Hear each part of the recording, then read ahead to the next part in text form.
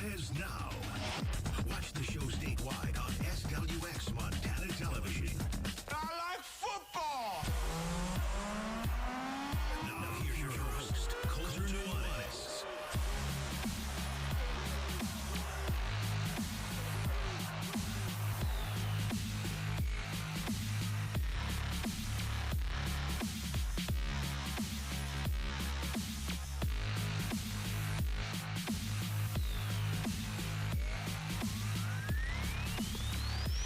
Canceled? Just straight up canceled? The game is just canceled. I never heard of this. Nuanez now, ESPN Radio, SWX Montana Television, and the ESPN MT app. No SWX today, though, because the NAIA College World Series rolls on from Lewiston, Idaho. We'll be back on the tube, I believe, starting either tomorrow or Friday, depending on what happens in this game. But if you want to stream the show, you always can on the ESPN MT app, or the audio on 1029ESPN.com, or you can also check us out on the YouTube as well. Tommy's got us running back up on there as of last Friday, so excited about that as well. Pretty standard Wednesday slate for you. Mike Anderson, our go-to guy when it comes to talking Stanley Cup playoffs. That's coming at you at 4:30. We will also give you an update on all things baseball, both Major League Baseball and Paddleheads Baseball.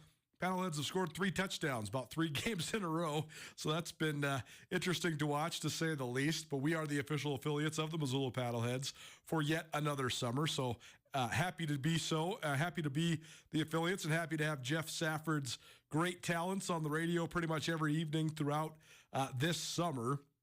Hour number 2, our ESPN Roundtable leads the 5 o'clock hour. And Matt Brown, a friend of the show, an excellent guy when it comes to analyzing the ins and outs of the way that college sports works.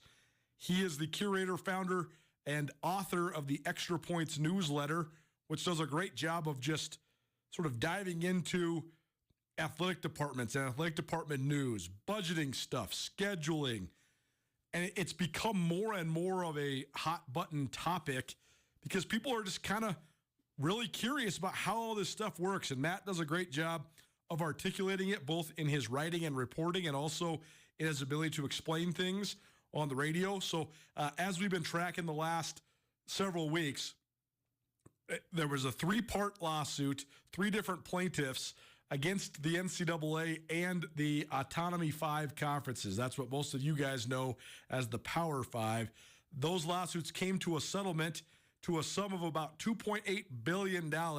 It also made it so that the 2 biggest sort of side effects of this settlement is that now universities and athletic departments can earmark $20 to $21 million annually to I shouldn't say essentially, to straight up pay players. That's one part of it. There's also the part where it eliminates scholarship limits. Now, there's still roster limits. So, for example, Division I baseball for a long time has had 11.7 scholarships available to each participating program. Those scholarships can then be split up over, sort of a variety of players, and you can have up to, I think, 25 or maybe 30 is the roster limit for D1 players. Well, now there's no scholarship limit. So if you have 30 guys on your team and that's what the roster limit is, you can have up to 30 guys on scholarship. What does that mean from a budgeting and recruiting perspective? We'll catch up with Matt Brown about all that, and then we'll also keep talking NBA playoffs as well.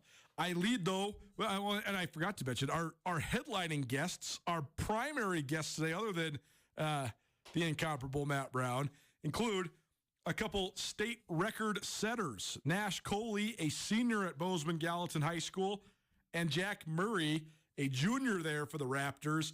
Each one of those young men shattered an all-class state record over the weekend. Coley broke the all-class state record in the 300-meter hurdles. That's a record that stood since 2000. And Murray shattered the record in the discus. That's the longest-standing record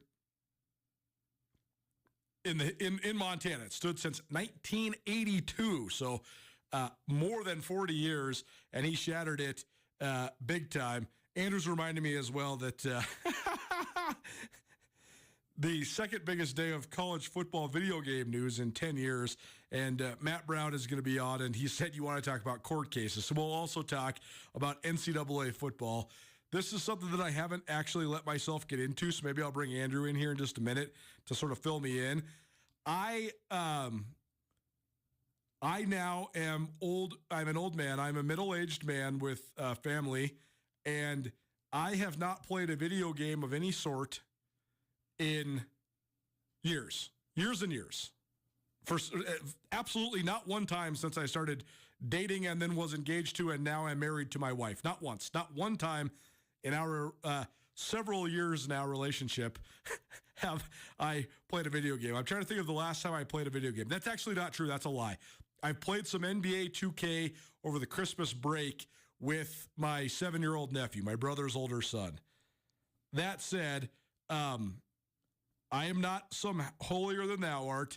I spent an insane, completely disgusting amount of time playing NCAA college football video games back in a different era of my life.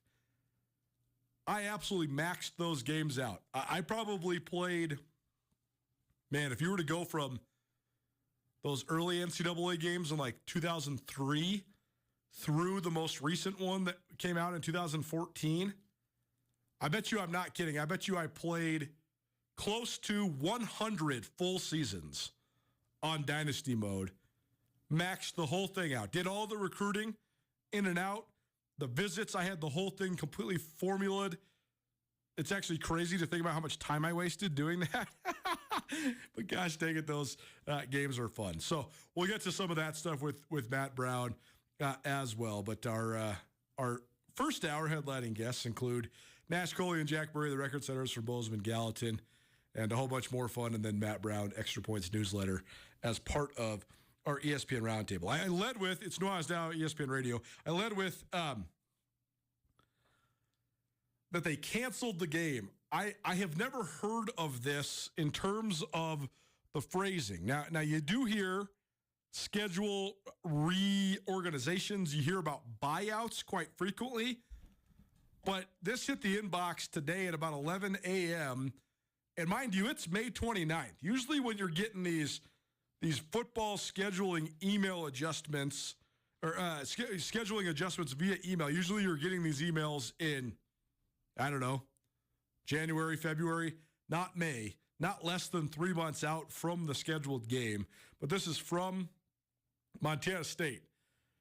MSU Athletic Director Leon Costello, his comments on the 2024 football scheduling change. On Friday, May 24th, that's last Friday, this is Costello talking, I received notification from Stephen F. Austin University Athletic Director Michael McBroom that Stephen F. Austin would be canceling the football series with MSU, including a home game scheduled to be in Bozeman September 14th, as well as a road game scheduled to be played in Nacogdoches, Texas on September 13th of 2025. Costello said this development is disappointing and disturbing, given the 2024 Bobcat football season kicks off in less than 3 months. Since receiving this notification, Costello is still talking, my priority has been to replace the game for this year, knowing that options were going to be extremely limited given the timing. Fortunately, Montana State was able to sign a contract with Mercyhurst University, which is an FCS school out of the Northeast Conference. That game will take place on September 21st. Costello went on to say, I understand the effects of this change are wide-ranging and not ideal for our fans who had already made plans to attend a home game on a different date. However, adding this game gives us the opportunity to maintain a 6-game home schedule and a full 12-game schedule for the 2024 season. It is important for many reasons, particularly FCS playoff considerations. A little bit more about Mercyhurst. They are a Catholic comprehensive institution located in Erie, Pennsylvania. Andrew's got ties to Erie, so more on that in just a minute. And the only time Montana State's ever played an NEC member came when they played Wagner back in 2018. They won that game 47-24. The Cats also beat Bryant 27-24 in 2016. So you're trading out a Southland school for an NEC school. This was really weird, though, for a lot of reasons, Andrew. There's no There's no phrasing of buyouts in this. This is just a straight-up cancellation. I've never heard of that. Usually if you're playing a non-conference road game like Stephen F. Austin, you're getting a guarantee, so you have to essentially probably buy that game out unless Montana State buys you out. Because there's no buyout verbiage, I think they're basically just eating this contract. So they have to be paying Montana State something. I've just never really heard of this.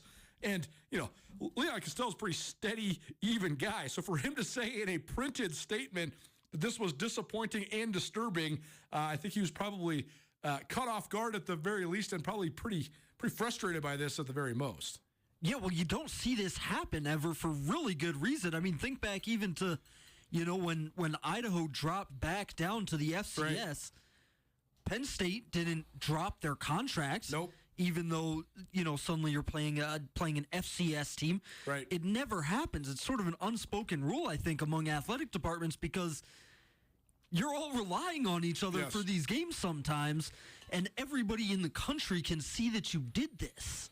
2013, Montana State was set to open up the season at the Fargo Dome against North Dakota State. This would have been number 1 in the nation and the defending national champion Bison versus the preseason number 2 team in the nation heading into Denarius McGee's senior year at Montana State. The Cats bought that game out and then filled the spot by going and playing a money game at SMU.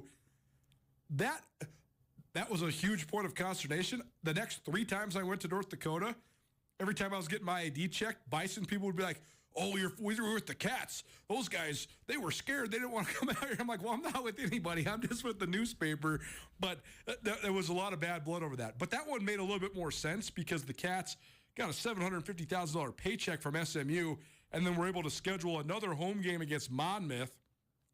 Those that believe in karma would say that the karma came back to bite them because that Bobcat team was supposed to be the Big Sky favorites and run the table in the league. And all their great players, Denarius, Cody Kirk, Tanner Bleskin, Brad Daly, they all got hurt, and the Cats missed the playoffs that year.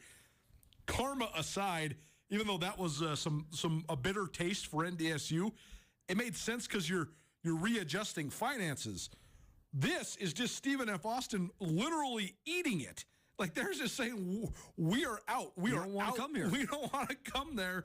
There's some speculation because this is all about their sort of the reorganization of the Southland because there's been all this influx with Stephen F. Austin, or excuse me, with Sam Houston leaving. So I don't know the why. This is a terrible look for Stephen F. Austin, though. The silver lining here is that right now both the Montana schools are to the point where their non-conference home games, no matter who they play, are going to sell out. That's right. Like, period. You can schedule literally anybody, and it's going to sell out. If the weather's nice in September in Montana, it doesn't matter who you play. Those games are selling out. So, how many people are saying, "Oh, I was so jacked to see Stephen F. Austin, but now I'm not going to go to Mercyhurst." You're still going to Mercyhurst. Well, you don't get the Sam Vidlac Bowl anymore. That's from our perspective. That intriguing storyline's gone because Vidlac, the former Montana quarterback, has transferred to Stephen F. Austin. So you won't get former Grizz playing against the Bobcats in Bobcat Stadium. But I don't know. I think this is more just a headache for MSU more than anything because I imagine that Stephen F. Austin has to pay him. Well, I don't know. They would have mentioned it in the statement, right? Yeah. But I can't imagine that Leon Costello and that athletic department also wouldn't have put that language in the contract. No, that's right. And if by chance they didn't, it will be in the contract for every non-conference contract for the rest of the time at Montana State. Absolutely. That's a bad mistake to make. And I'm not saying they did, but I thought they did. They would have mentioned it in the statement that here's what the settlement is. Yeah, I'm not surprised there's bad blood. You mentioned at North Dakota State, even from back in 2013. If you talk to any of these guys, if you talk to Leon Costello, if you talk to Kent Haslam, I've talked extensively with Pauline Theros down at Idaho State about this. Yep. FCS scheduling is a really fraught thing to do, particularly in the West. Well, right? That's the thing that would drive you crazy is this isn't just one game. This is a home and home. So you're messing up the schedule twice. 2 years. And now, you can only have a certain amount of home games. So when you're it's actually probably more because, again, they're going to sell out September 14th or September 21st, no matter who they play. It's that game down there, actually, that probably screws you up even worse Because in 2025, you're going to be able to get 2 teams to come to Bobcat Stadium for the non-conference.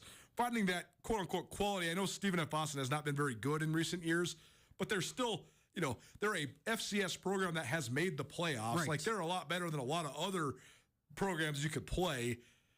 Losing that 2025 game is the one that actually really hurts you from a scheduling perspective.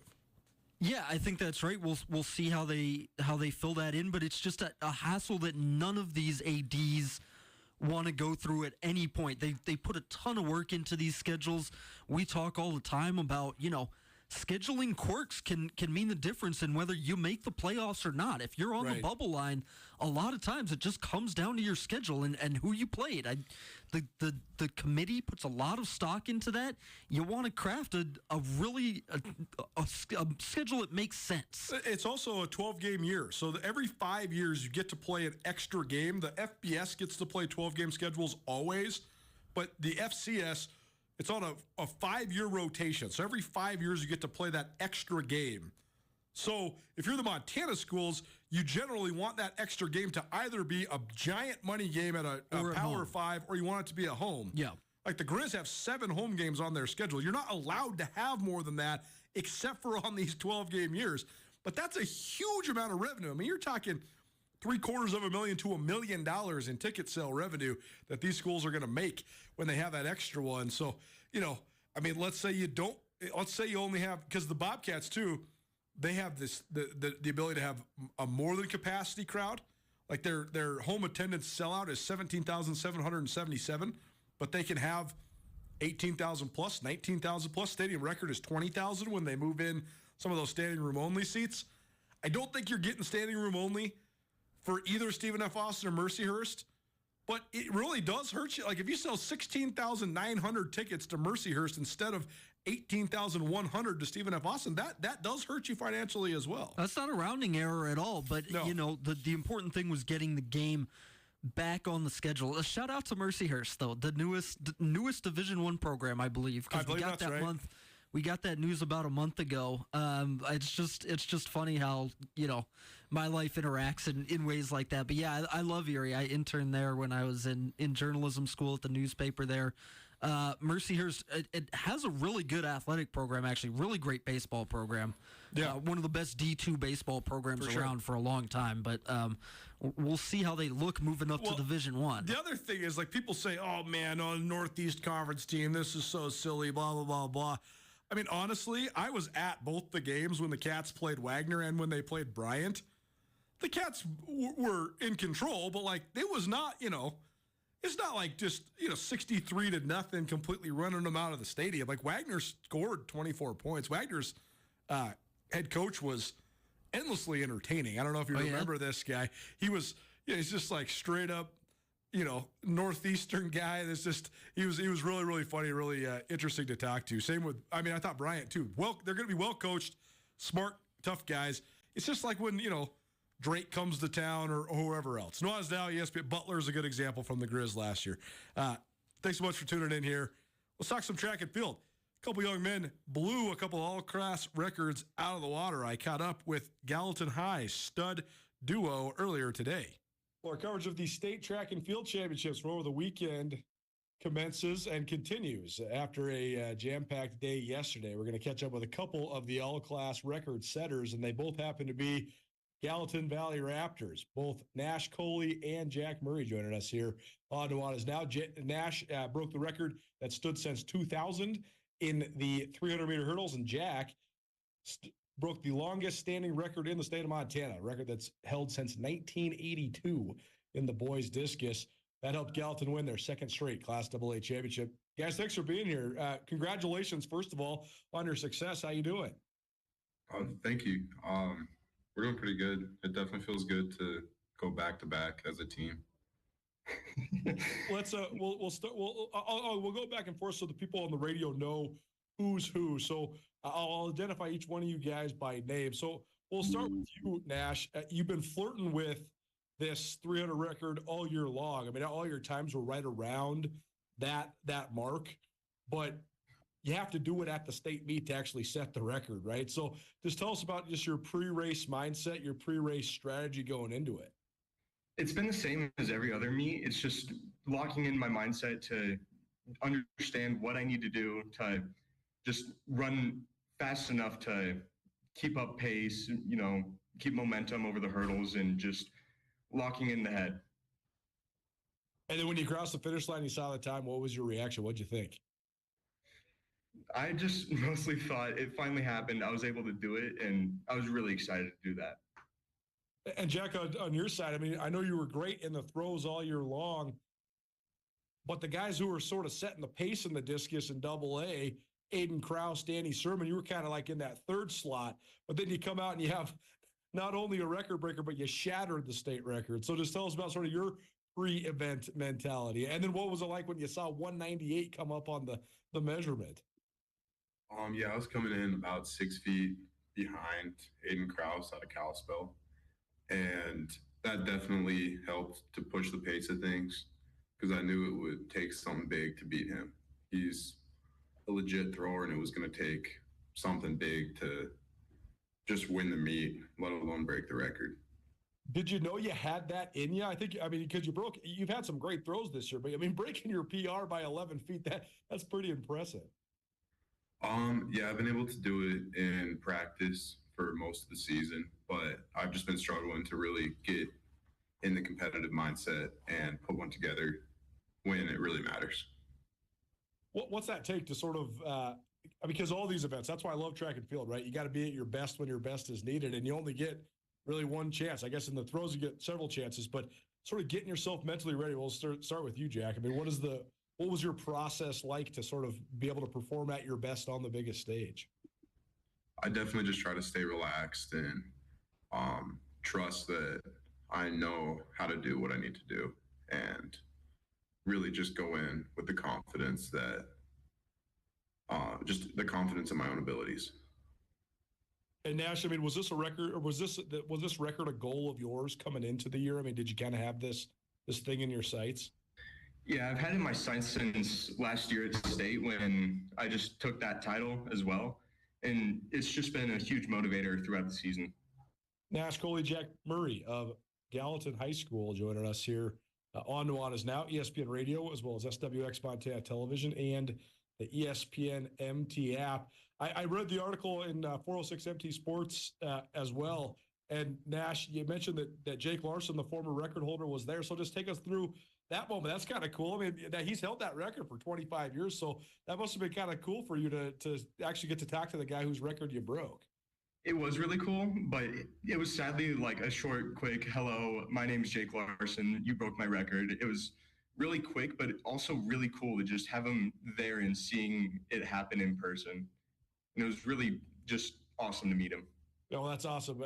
He was an all-time great athlete. He's a superb all-around athlete out of Butte High School that went on and played football for Montana. So I'm glad he got to see you break it too, right? Because that's pretty cool. And he's got to hold that thing for 25 years.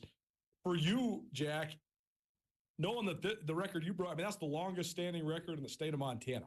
So what does that mean to you to know that you broke a record that's held up for 40 plus years? It means a lot. That was the record that I'd always looked at as the gold standard when I first started throwing. And that was my goal going in freshman year. Like, I had that locked in, and I've really just been trying to figure out what it would take to get that. So it means a lot to finally have accomplished that. And I mean, really get to throw against some great guys. And there's been a lot of talent throughout the years trying to get that record. And that finally being able to do it is a big deal to me. Pretty cool for both you guys. Let's talk about the Gallatin program, because Gallatin High School only been around for a couple of years, and it's gotten very good at a variety of different sports, but track and field has been probably the front runner. So just take us through. I mean, you guys have, I was going through your website. You guys have such great coaches. I mean, you guys got all these coaches that have coached at the college level, have competed at the college level. So we'll just start with you, Nash. I mean, what has been sort of the keys to you guys establishing, I mean, quite honestly, the best boys track and field program in the state of Montana? I definitely think a huge part of it is Dale Kennedy, the former MSU head coach and sprints coach. he just has been volunteering so much time to really anybody who's willing to put the effort in, and just having that available to all of us has just helped immensely. I mean, and that guy loves track and field more than anybody on the earth, I think. I mean, he is, I love dealing with him when he was at Montana State, and he just, his passion for the sport, I mean, it seems like it's contagious. Yeah, it really is, honestly. Because coming into my freshman year, I had him there, but not quite really like had the motivation quite yet to just go and put my all into the races and all that. But then come my sophomore year, he just worked with me more, and I just found a love for the sport, and just it really is infectious. How about for you, Jack? I mean, what has been the keys from both a thrower's perspective and just a program perspective? Why have you guys been able to have so much success these last couple of years? We've had a lot of success in the throws because of our coaches. We have Justin Jessup and Sean Ross this year, and they've been able to really help everybody that shows interest in the sport kind of excel to that next level. They're always willing to stay after practice or meet you on the weekend to help out, and that means a big deal for the success of the team as a whole, having coaches that love the sport as much as all of our coaches do and really like to support the athlete. Nash Coley, Jack Murray of Gallatin High School joining us here on Nuanez now. Nash, just tell people what's next for you. I know you're carrying on your track and field career. What's on the horizon now after you finish up your high school career?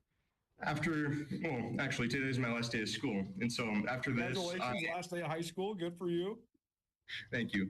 In just under 3 weeks, I have Nike Nationals coming up. I'm going to compete in the 400 hurdles there, see what I can do. And then once that's over, I just am taking a break from track in general, just resting up. And then later in the summer, I have summer training with the MSU team because that's where I've signed. I have a scholarship and just really excited to go there. I mean, tell us about that aspect, because Montana State's always been solid in track and field, but these last handful of years has just accelerated to such a high level. I mean, winning the Big Sky for the first time since 2005 this last spring, and I mean, in the top 25 a couple times over the last few months as well. So, I mean, what do you think of just about the sort of the prestige of the program that you're joining, and it happened to be right there in your backyard? I think it's awesome. I've had great opportunities to just go and watch them compete. I was helping out at the conference meet, and just watching the team in general, the energy they had, it just looked awesome, and I can't wait to compete for them.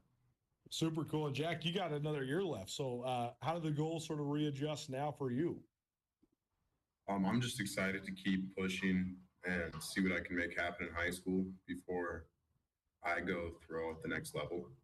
Do you have anything this summer? Any competitions or anything this summer? Yeah, I'll be going to Nike with Nash to compete there in the shot and disc. Nice. I mean, is the next, I know it's hard to probably wrap your mind around right now, but is the next step a 200 footer? Do you think that's in the cards? Yeah, I definitely want to push for Dennis Black's 205.10 and see if I can make that fall early next season.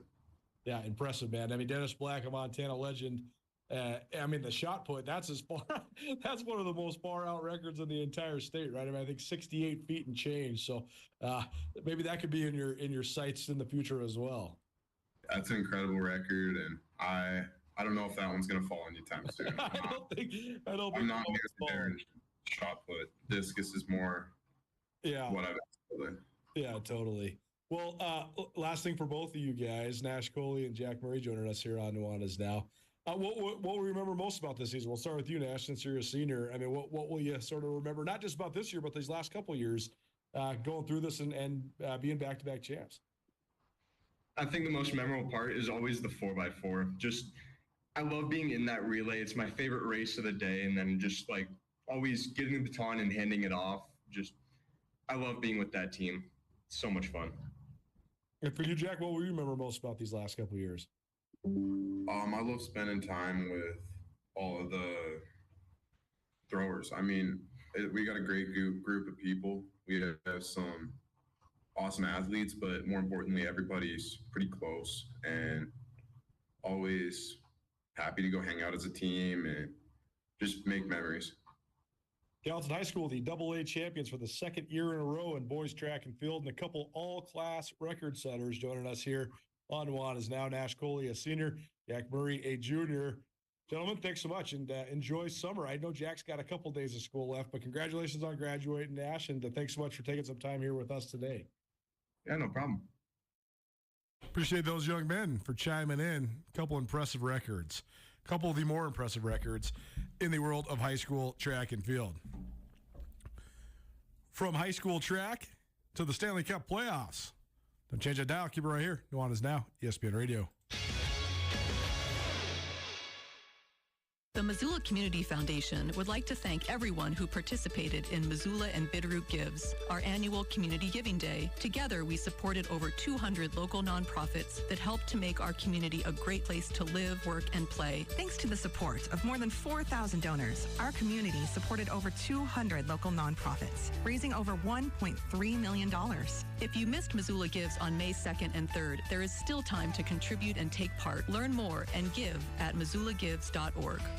Hi, it's Dr. Tim McHugh here from the Montana Imaging Center. The Montana Imaging Center offers the best MRI at half the price. That's right, we're half the price of the other imaging centers with the highest quality images for your doctor. And you'll get your results read in a jiff. You have a choice for your MRI, and we want to be that choice. If you need an MRI, give us a call. We can easily transfer that order to the Montana Imaging Center and make the switch for you. Visit montanaimagingcenter.com for more information and to book your MRI today. That's montanaimagingcenter.com. Get ready, Montana. Place bets on your favorite teams and games, both collegiate and professional, with Sportsbet Montana. With over 500 locations statewide, it's never been easier to get in on the action. Choose from spreads, money lines, parlays, and more. Excitement? You bet. Action? You bet. Winning? You bet. Visit sportsbetmontana.com or download the app now. Sportsbet Montana, Montana's exclusive sportsbook. You've got a debit card and phone app. Does a brick-and-mortar bank really matter? You bet your boots it does. Step inside any one of our Farmer State Bank's 10 unique locations. Open a new account, apply for a loan, rent a safety deposit box, or arrange for the trip of a lifetime. Personal service and attention to detail, along with all the mobile and electronic services you've come to rely on. Farmer State Bank, your Montana bank since 1907. Member FDIC and an equal housing lender.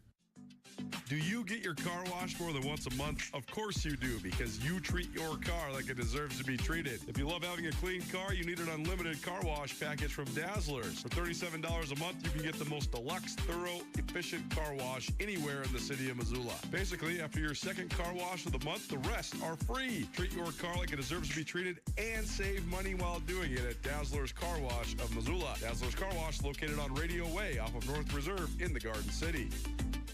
Red's Bar is a beloved institution in downtown Missoula. Whether you want to watch a game, enjoy a cold beer, spend time with friendly faces, or simply wind down, the welcoming atmosphere and wonderful staff at Red's will make you feel right at home. Red's features 14 HD TVs and 2 full-service bars. Stop by and grab a beer with friends while you watch your favorite team play and check out the extensive collection of awesome sports memorabilia. Red's Bar in downtown Missoula, the friendliest sports bar in town.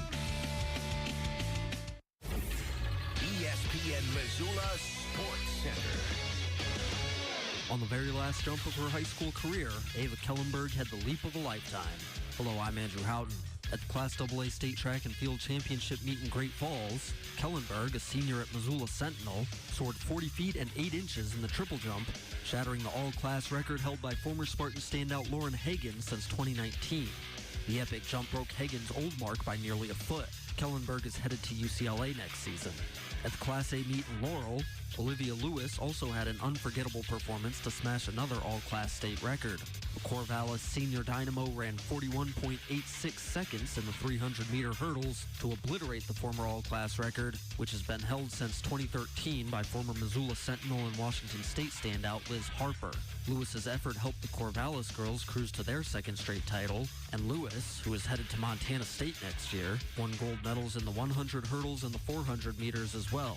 The Corvallis boys also took home the Class A state title over the weekend. Wyatt Miles shattered the Class A state record in the shot put, heaving the weight 60 feet, 9.5 inches to help the Blue Devils edge Whitefish by 1.8 points. The Jefferson County boys won the Class B state title for the 4th year in a row.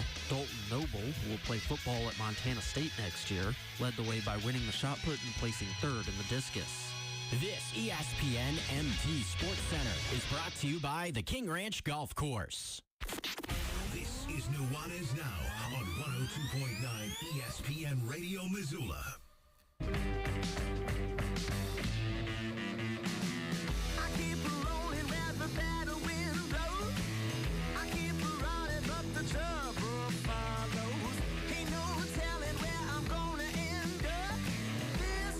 Penny's been nothing but bad luck. Happy Wednesday, everybody. Welcome back. Nuanez Now, ESPN Radio. Thanks so much for hanging out with us. Because it's Wednesday, that means it's a Wing It Wednesday, presented by the Desperado Sports Tavern and Grill, our longest friend of the show. They've been with us since day one on ESPN Missoula here, the Desperado, the best wings in the city of Missoula. And if you want a free basket of those delicious wings, all you have to do is call us right now, 406-888-1029. That's 888-1029.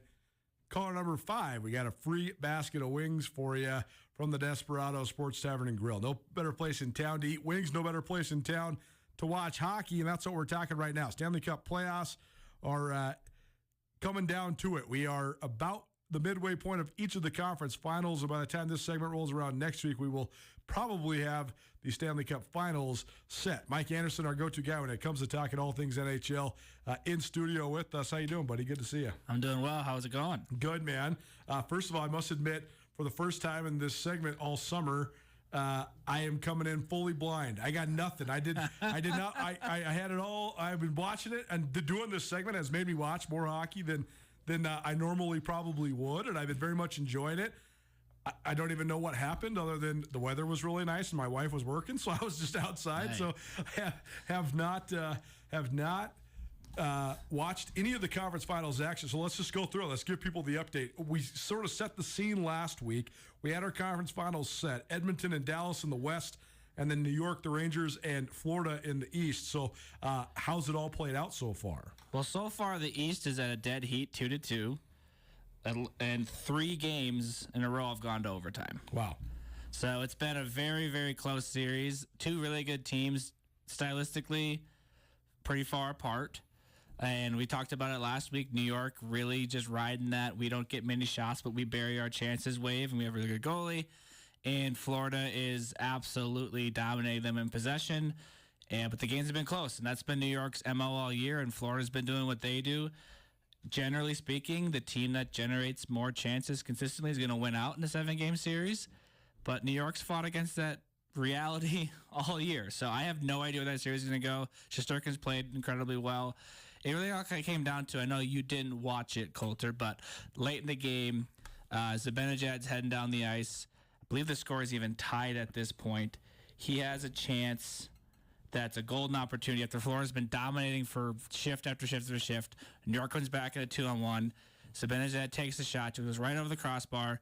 They don't get another good chance all game. They've been relying on those little moments to go their way all year long, and it didn't, and now they lose. So if that tide starts to turn for them and those little moments don't go their way, they're not going to win. Right. And I think there's nothing to indicate that is going to happen, but I don't know. You got to believe in some sort of overwatching eye or something that says, like, okay, you've done this long enough. You haven't done this the right way. You're a very good team, but you need to generate more chances or you can't win. And I'm hoping that happens because I'd much rather have Florida in the Cup to watch than New York. But I'm sure the NHL would really like having that big mark in New York in the Cup final. So no doubt. How about it's a great series. How about on the other side? How about out west? That's 2-1 Dallas, and without an overtime win in Game 1, it could very well be 3-0 Dallas. They've really showed their might, their depth. They got Rupe Hintz back, which is not just a fun name to say. He's a very good player, very fast. Gives Dallas something that they were missing when he was out, which is straight line speed, stretching Edmonton out a little bit.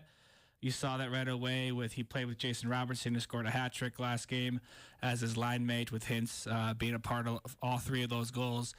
Now they're just a deeper team, even than they were before without him. So he is a big addition for them. Ottinger's been playing really well. Their team defense has been solid. They haven't shut down McDavid and Draisaitl, but no one else has really done anything for them. So the lack of depth for Edmonton's really been exposed. And Skinner, I mean, there was a goal think it was last game or the game before, where someone like threw it off the side of the net, hit Skinner's skate, and like snuck. Like he's just not very good. So ultimately, I think this is the end of the line for Edmonton. It's been a great run. I hope McDavid and them could turn it around, at least make it go 7. But Dallas is just simply the better team. It seems to me, Mike Anderson in studio with us, my completely amateur novice observations, it just seems to me like Dallas just has that feeling about them. Just seems like they're very, very good, and also that they're just playing really, really well right now. Yeah, they're definitely playing super confident. Right. Not a lot rattles them, and that was shown the first round when they went down 2-0 to Vegas. The defending Stanley Cup champions. Right. They lose 2 games on I think that's the thing that I'm thinking about, right? Yeah. Is that they beat the defending champs, then they mowed through the Avalanche, who I thought were really good as well. And now, I mean, Edmonton's also very good, and like you said, I mean, they're a overtime game 1 away from being up 3-0. Yeah, it's sort of like they're slow. They're not gonna outpace you like Colorado will. They're not gonna outskill you like Edmonton might have to. They're just really good overall. I wouldn't say they have a guy who's a complete top 5 player in any way, but maybe Heiskanen at the back end's a top 5D for sure. But sure. And Ottinger's been great in net, but it's just really depth. It's a good mix of young and old. Sagan has come on quite a bit for them. He's an older player. I think he's making the most money on their team, and he's not anywhere near the top of points where he should be. But they're all doing their part, and yeah, they're a bit of what we would call a wagon, and they're just really buzzing around, and they're hard to play against. They really make the middle of the ice hard to get to. They transition really quick off of turnovers, and their forecheck is just, it's really difficult to break out against. And they have guys who can finish and guys who can make plays all throughout the lineup. Stanley Cup playoff coverage here on Nuanez Now, ESPN Radio, presented in part by Sportsbet Montana. As I always say, hockey, if you're going to bet it, I'd say just pick the winners, because like in the NBA and the NFL too, manipulating the points and stuff like that, you can get somewhere, right? Like the other night, I bet the Pacers plus 7.5 at home. I didn't think they were going to beat the Celtics. They didn't beat the Celtics, but they covered, right?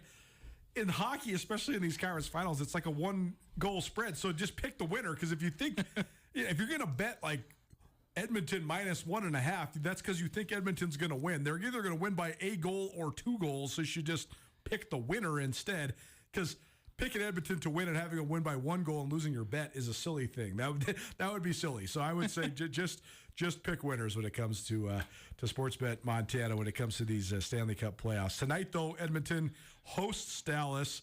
So, I mean, pivotal one, right? I mean, Edmonton's got to figure out a way to get Edmonton this has to win this game. If they don't, it's over in 6 at the most. So it's going to be tough for them. I think Dallas has done a really nice job of limiting the potency of Edmonton's top players, and really frustrated the entire team. They're just like, they're a really hard team to play against. Every chance someone's on your back, no clean shots are really getting off. Rebounds are there, but there's always someone in your way. They just make life very, very difficult. And then usually teams like that, though, aren't very good. Right. They like have to play that way because hey, we can't really do anything else, so we're going to be really hard defensively. Right. But then they can go on your end and dominate you for 3 or 4 minutes. I mean, they've had some shifts against Edmonton this series where like you can look at your watch, look around, go to the kitchen, come back, and they're still in the zone. Like it's absolutely wild what they've been able to do against them. And yeah, I mean, Edmonton's depth at D has just really been exposed. They don't have anyone who's a one-man breakout. They don't have anyone who can really just take control and get it out of the zone. And they've just been really strong on the forecheck. And it's been, that part's been fun to watch as a hockey fan. It's been distressing for me as a Minnesotan watching the North Stars relocated franchise for those do that so don't, well. For those that don't know this, Mike's from Minnesota, but the Dallas Stars are formerly the Minnesota North Stars, which are one of the most beloved franchises in the NHL, and it's very much akin to like when the Seattle Supersonics left town, right? It probably hurts as much or more too, right? Because Seattle's a phenomenal basketball town, one of the great basketball towns in the country, but I mean, is there a better hockey town in the United States than Minneapolis? I don't know. I mean, this is a heartbreaker for Minnesota to lose this team. Yeah, for sure. The whole state of Minnesota. It's ironic because like the 2 bigger cities, the hockey's really fallen off. Actually, it's in the suburbs. It's up north, really. But because there's just a little pond everywhere in Minnesota. Oh yeah, right? it started off as ease of access. Then We could have a whole separate episode about the development of that. But it's a big part of Minnesota's culture and identity. And to lose the pro team was tough. And then to have it replaced with Christmas colors and it's just a weird logo and a name that you can't even pluralize. It's just a weird. I love the Wild, but like, what did we do there? And just no winning since then either. Yeah, so we are nearing the amount of time, like in 10 years, it'll sort of match, I think, because like 67 to 93, it's like a 25, 30-year span. And the Wild just celebrated their 24th season. So we're getting up to the point when the North Stars left, so I think everyone in Minnesota will be a little nervous. But the Wild aren't good anyway. It's a different deal. Yeah, totally. Mike Anderson in studio with us here on Nuanez. Okay, so last question about tonight's game. This game, 6:30. You can watch it on TNT if you'd like to have some viewing action. Again, Dallas up 2-1 over the Oilers. What does Edmonton need to do then? Like you said, it's must win. How do they go about doing that, though?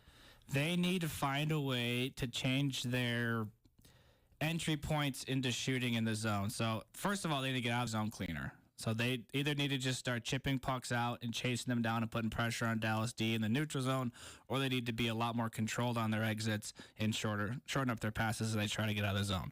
And then have layers to where when turnovers do happen on their exits, they're not caught in odd man situations. That's a tough task against Dallas. Once they do get into the zone, excuse me, they're trying to get shots from the point, and the whole structure of Dallas is to keep everything to the outside.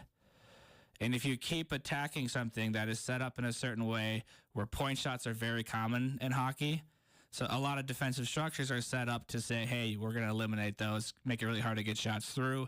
So you have to change your angle of entry to maybe the sidewall. So instead of going to the point and taking a shot, you go to the point and walk middle.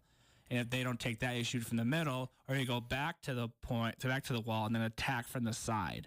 And they just haven't really done any changes to their points of attack. They're not getting a lot of chances to either, but they need to extend their possessions and then attack from different entry points to where they're not dealing with so many bodies in the way, and then forcing Dallas to shift their structure, and then you'll find openings when they have to move. They've made Dallas very comfortable defensively because they just keep doing the same things over and over. Right. Interesting. Great analysis. When it comes to the other side, then the pivotal Game 5, and you were right. It's funny. I looked up the statistic you dropped. I think you said 79% of winners of Game 5 win the series. Yeah. And then I looked up in the NBA. It's 81% in the NBA, too. So, I mean, that Game 5 is just huge. So big. Yeah. Game 5 does play out in New York on Thursday night.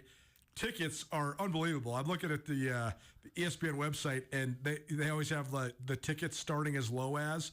Most of these are, $120, $150. $365 are the lowest tickets you can find for the Rangers Florida game. But I mean, it shows you what happens when you're in the the biggest city in America. But I mean, this one's enormous, right? I mean, it's gonna be a swing game for either side. Yeah, and it's basically gone back and forth. Like I think Florida won Game 1.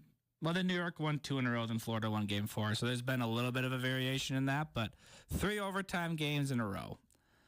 How do you make sense of that as far as who's going to win next? It could literally have gone either way each game, especially in overtime in hockey. Usually the goal that's scored is completely random. This last one was not. It was an awesome power play goal that Florida scored a couple minutes into overtime. So, but I don't know. Florida just needs to keep doing what they're doing. They cannot get flustered.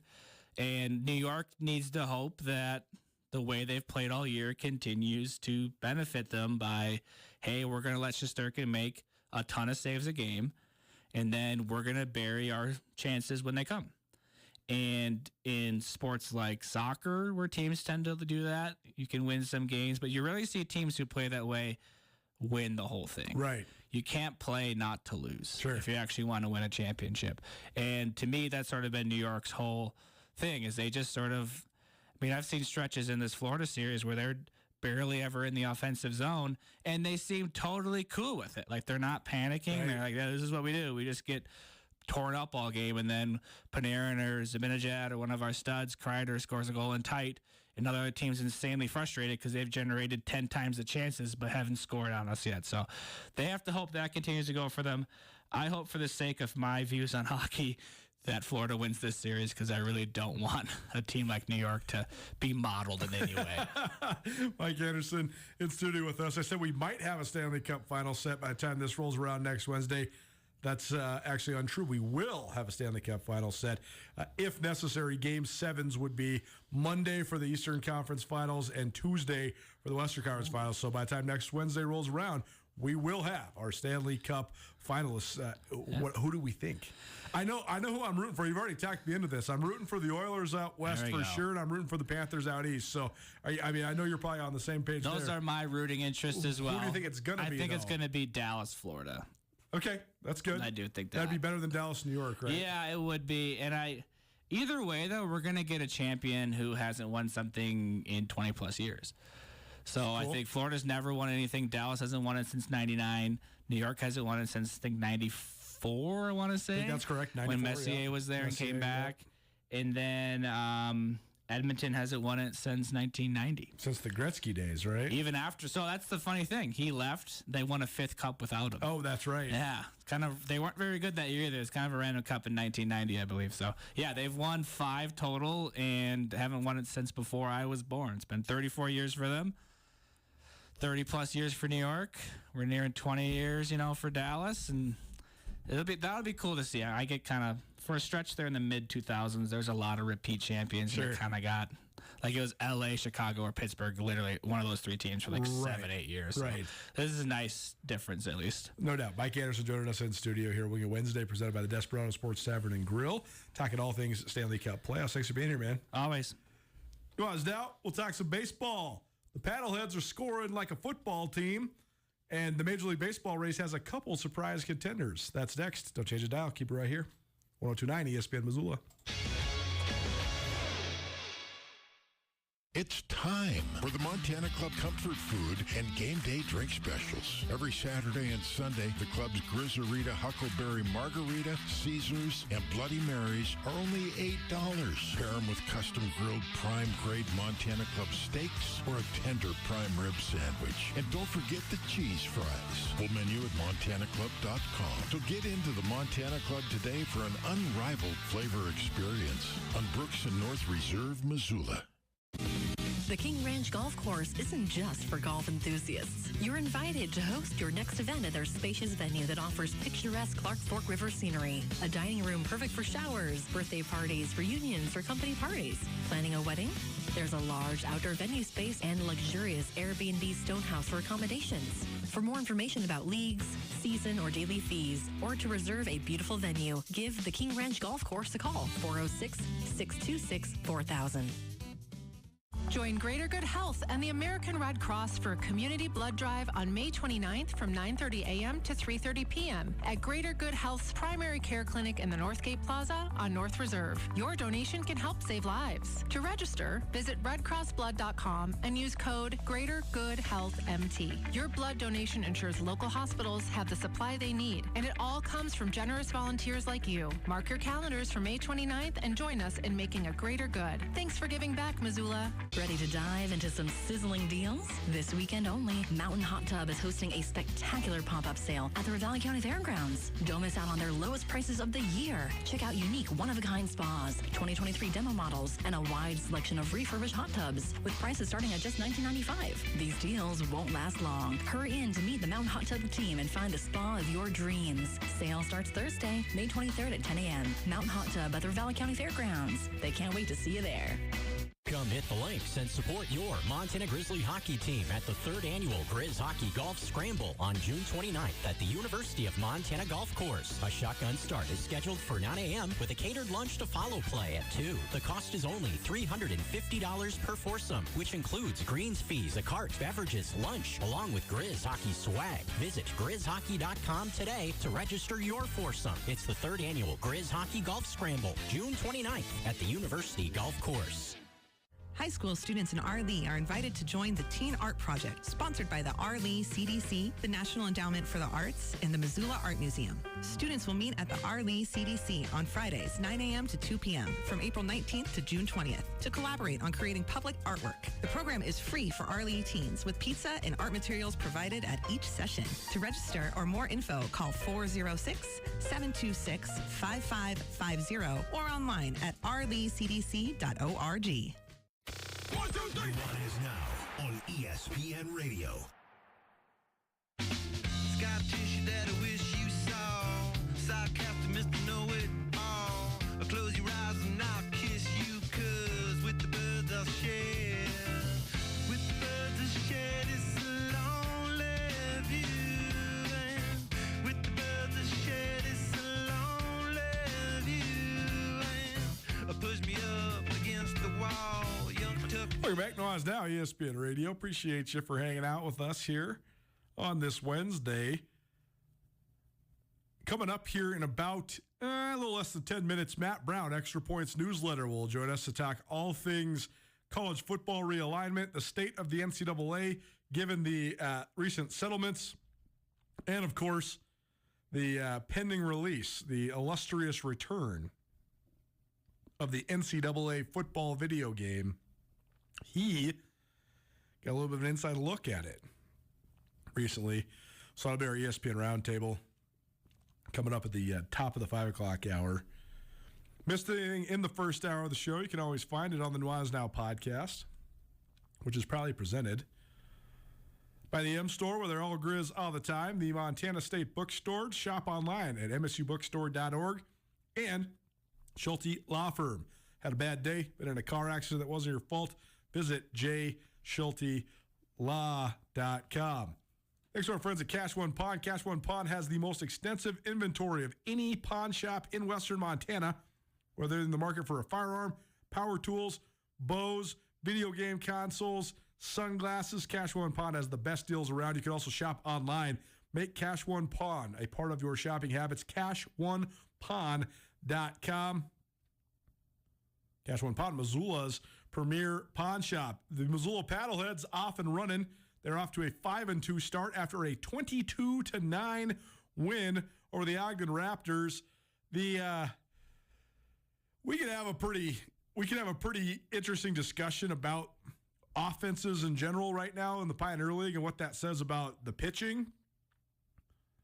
And the Paddleheads have certainly been tremendous offensively since the Pioneer League became an independent, non-affiliated level of professional baseball.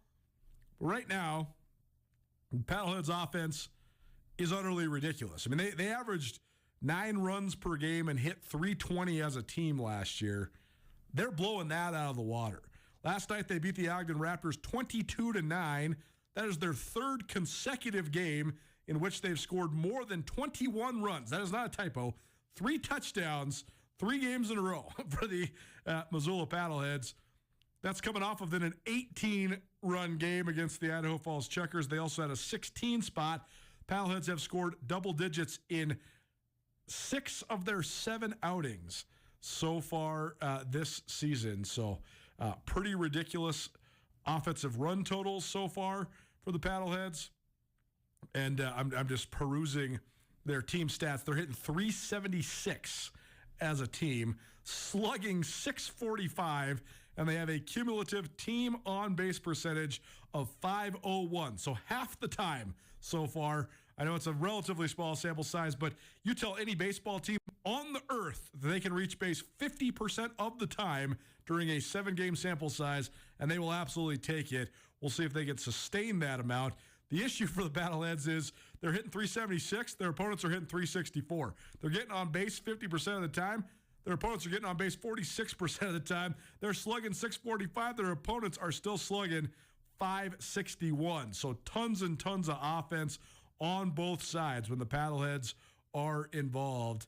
But already some pretty impressive and pretty eye-popping offensive statistics early on in the season. We'll have each and every Missoula Paddleheads game on the air. The Paddleheads play tonight again in Ogden, 6:30 for the first pitch Are we just rolling right into it again this tonight, or are we going to have a little bit of a buffer before Safford takes the mic? Yeah, I liked that last night, rolling from Nuanez now right into Jeff Safford's pregame show down there in Ogden, so we'll do it again tonight. Nice. Jeff Safford's going to have another little pregame interview check-in for you with one of the players. Not sure who it's going to be, but he'll send me that shortly, and we'll play that in the pregame as well, so a little bit of an extended pregame tonight. Well, very good. As always, the panelists always have an interesting conglomeration of individuals on their team. So Safford does a good job catching up with those guys, and should be fun to hear from him. Well, it's now hour one of the books. Hour two coming at you. ESPN Roundtable, Matt Brown, the Extra Points newsletter on the other side. Don't change that dial. Keep it right here, 102.9 ESPN Missoula. This is David Odell with the Missoula Symphony inviting you to Speakeasy Symphony, Friday, June 7th at the Doubletree Inn. This swanky event is sure to be a memorable one with dinner, dancing, a unique limited live auction, plus live jazz music. Speakeasy attire is encouraged for this themed event. Please join in the celebration. Speakeasy Symphony, Friday, June 7th at the Doubletree Inn. Brought to you by season sponsor, The Good Food Store. I call myself a confident backseat driver. Mom, brakes, please. Gotcha. But I'm less confident in the economy. Same here, buddy. Thankfully, Les Schwab Tires helps make sure that our safety never takes a backseat, even when we're watching our wallets. Roll into summer. Save up to $200 instantly on a wide selection of tires and wheels. Les Schwab Tires. Limited time offer. Terms and conditions apply. Details at leschwab.com/sale. Life and sports can get expensive, but the opportunity athletics provides young people can influence them for a lifetime. At Vertical Raise, the online fundraising platform has a primary goal of helping make the sporting experience ideal for as many high school athletes as possible. Why is Vertical Raise different? Vertical Raise has made massive improvements to streamline the way fundraisers are shared, allowing many more people to contribute. As a result, programs raise substantially more money and get delivered a bigger check. Vertical Raise has raised more money than any online fundraising platform in the country. To learn how to jumpstart your high school sports fundraiser, visit verticalraise.com.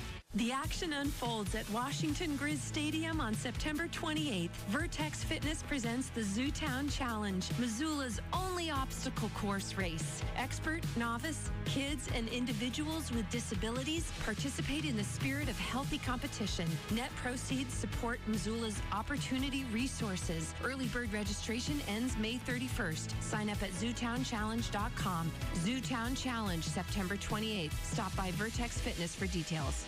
Last week on the ESPN Roundtable, FCS insider Sam Herder. We knew that Conference USA was looking for a 12th member. It kind of figured to be between Missouri State and Tarleton. Missouri State is in that regional footprint, nice town, nice campus. They don't necessarily have the on-field football success, but as we've learned, on-field success is low on the list of things you need to make that jump. Tune in to the ESPN Roundtable every Wednesday in the 5 o'clock hour on Nuanez Now. Brought to you by Paradise Falls. Missoula City Band is excited to announce its summer concert series, carrying on a tradition of free, open-air concerts that has lasted over a century. Every Wednesday evening at the Bonner Park Band Shell from June 12th to August 7th. Supported by the City of Missoula and talented local musicians, the Missoula City Band series will commence with a preseason Missoula Big Band event on June 12th, followed by weekly performances featuring the City Band and guest soloists. Feel free to bring chairs and immerse yourself in the delightful music and refreshing ambiance that makes summer in Missoula truly special.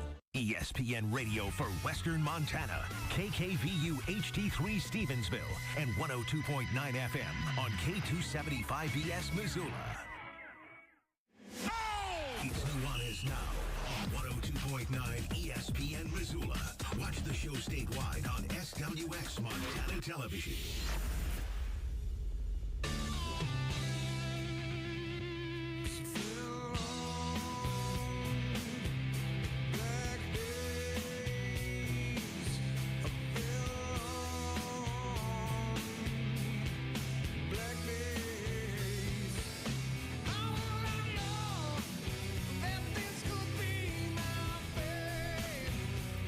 Now I'm just trolling you. One of my favorite songs ever by one of my favorite bands ever. A little Soundgarden for you on the way back.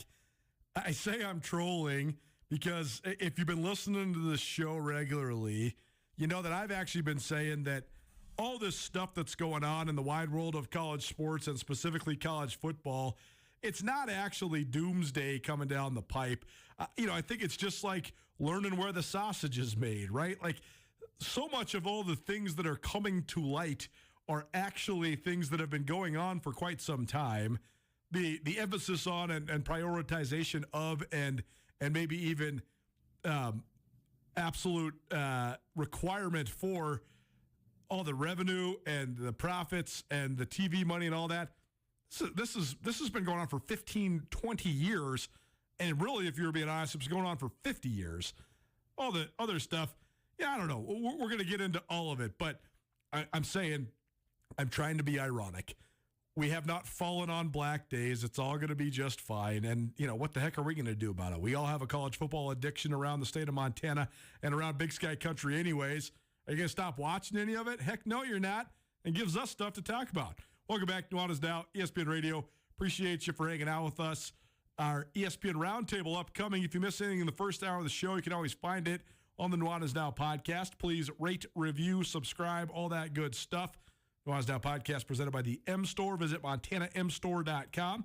The MSU Bookstore, your best place for blue and gold on game day or any other day if you're on the Montana State campus in Bozeman. And Schulte Law Firm. It had a bad day, been in a car accident that wasn't your fault. Visit jschultelaw.com. Our ESPN Roundtable, presented by Paradise Falls of Missoula.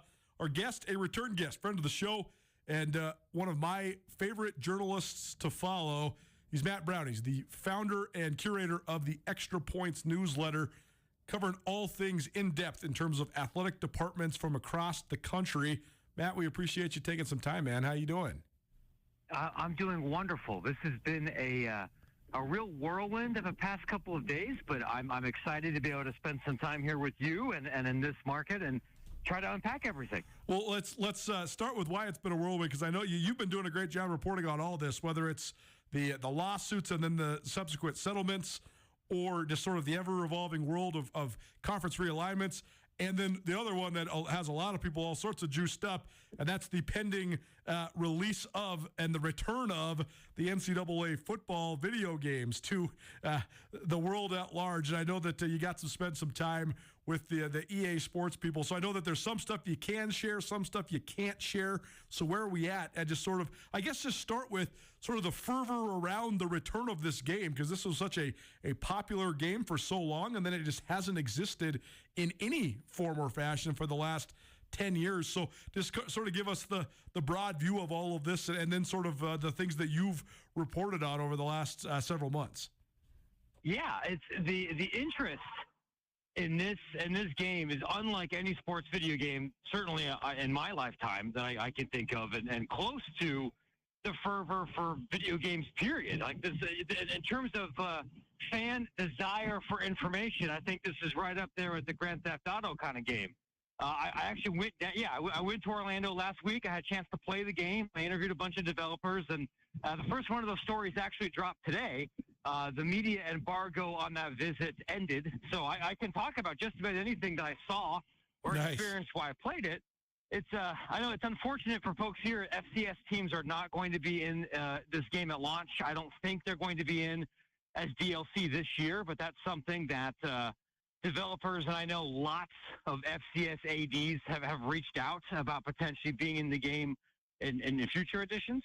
But I think if you were somebody that played the game before and is interested in the idea of running a dynasty and trying to handle recruiting in the transfer portal era and taking a smaller school and taking them all the way up to the championship, it's not the same game as NCAA 14, and we can talk about some of those differences here as you like, but I do think it's one that you're going to really, really like. It's definitely a love letter to college football fans, and really took a lot of time in the showcasing what makes this sport unique compared to the NFL. What do you think are the things that do make it stand out, maybe compared to like a Madden game, or because college football itself, that's a really fascinating part of this analysis. College football itself, just from a schematics point of view and all different sorts of point of view, it's changed a lot over the last 10 to 12 years. So what do you think sets this game apart, maybe compared to other football video games that have been in the space over the last decade? Yeah, I mean, we could talk about this, first from a gameplay perspective, because you're right. The sport of football has evolved tremendously. EA had to reach out to former college coaches, current college coaches, talk to the folks at PFF to get some consulting done to make sure that their playbooks are accurate. There's 134 different playbooks in the game. Users can also create their own custom playbooks that run the entire gamut in schematic diversity. If you want to do the Wake Forest slow mesh option handoff, you can do that. If you want to run 5 wide, air raid every single play, you can do that. If you want to do an Army or a Navy or maybe a more modernized Kansas State or Oregon spread offense with triple option attack, you can do that too. There's way more ways to play football compared to the NFL, where 75% of the playbooks really are pretty similar. There's also going to be a huge talent gap, right? If you watch Alabama play New Mexico State and you realize that the wide receiver is a first-round NFL draft pick and the defensive back is a future dentist, the dentist is going to get cooked. In the NFL, the worst dude on the Panthers was probably still an all-Mountain West conference caliber guy. The talent gap there is not quite as large. You're going to see that a lot in the college game, right? If you're throwing to a 5-star receiver in double coverage against a Sun Belt team, he's still going to be able to come down with the ball a lot. If you're trying to run an upset as a 35.5-point underdog, your margin of error is going to be very small. So you see those differences, and there's enormous differences in presentation. One thing that their development team told me and the other reporters there multiple times is that they believe that every school is someone's favorite. So you're not just going to see fidelity to Ohio State and Michigan and Alabama's game day traditions, but you're going to see that for Arkansas State. You're going to see it for Sam Houston. You're going to see it for UTEP. And that means, doing completely in-depth 3D scans of that stadium, of getting audio of their student chants, of figuring out where in the stadium the opposing band sits and making sure that they're in those seats during the game. That kind of granular level of detail. So if you're playing a Utah State or a Fresno or a Hawaii game, you're going to know, and you're going to see that it's a fundamentally very different experience from school to school, which is something I don't think you really see in the NFL as much. Matt Brown, Extra Points newsletter here on Nuanez Now. It's our ESPN Roundtable, presented by Paradise Falls of Missoula. Paradise Falls serving breakfast, lunch, and dinner. They're open 7 a.m. until 11 p.m. They have early and late happy hours almost every day of the week. Check them out on the south side of the Garden City, 3621 Brook Street, Paradise Falls, Missoula's coolest hotspot. If and when you start a dynasty on this thing, Matt, what team are you going to be?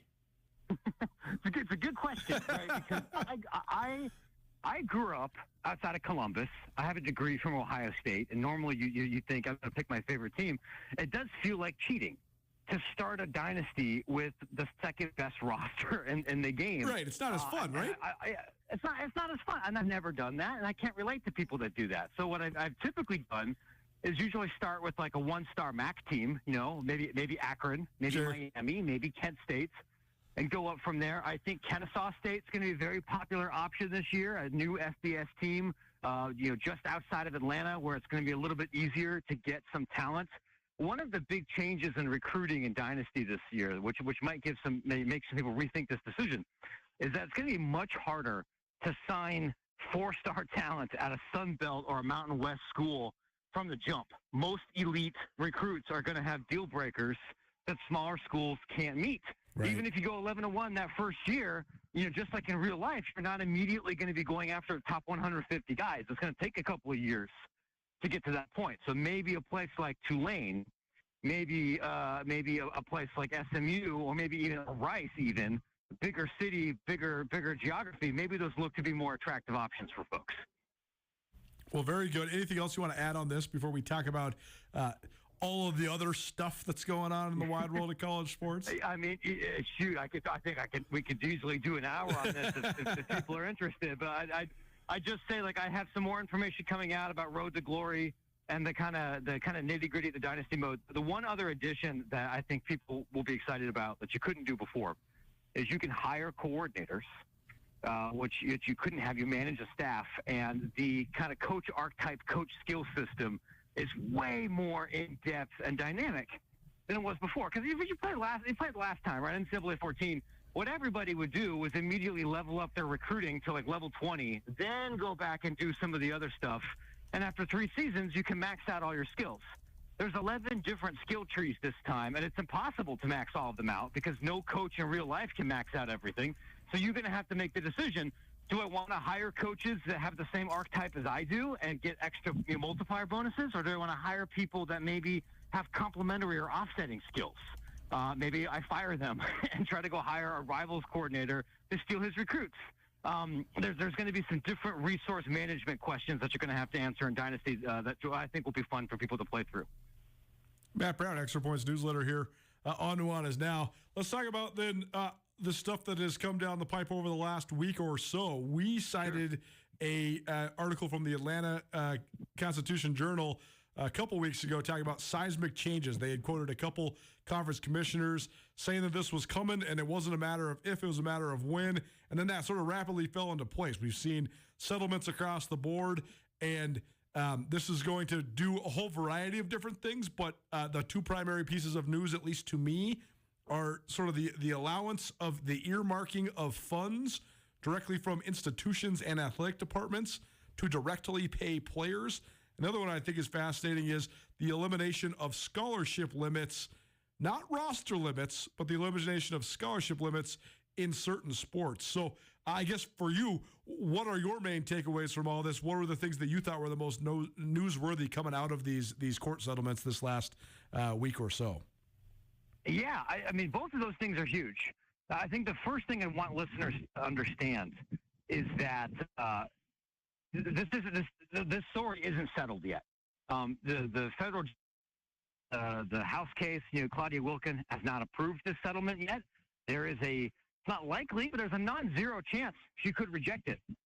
There's a lot of haggling and fine print combing and answering who gets this money. Not just who gets this money and past damages, but how is money then allocated for that $22 million that schools can opt into to distribute directly to athletes. And a lot of the details about those roster limits are also not yet decided. Will that be applied to everybody? Will that apply to certain conferences, certain sports? What are the Title IX implications of making those changes? That's also still be determined. I was literally talking to an FCS conference commissioner about it this morning, who was telling me that, we have to go back and meet with our presidents and meet with the NCAA's attorneys. And, some of those things won't get cleared up for another 60, 90 days. What I can tell you big picture is that, one, in a way that's different maybe since I started this job, and certainly since COVID, there is a very stark, significant line right now between the major conferences and really the NCAA office and every other league. The Big Sky's commissioner, Tom Wistrcill, is not prone to popping off in public. He's mad.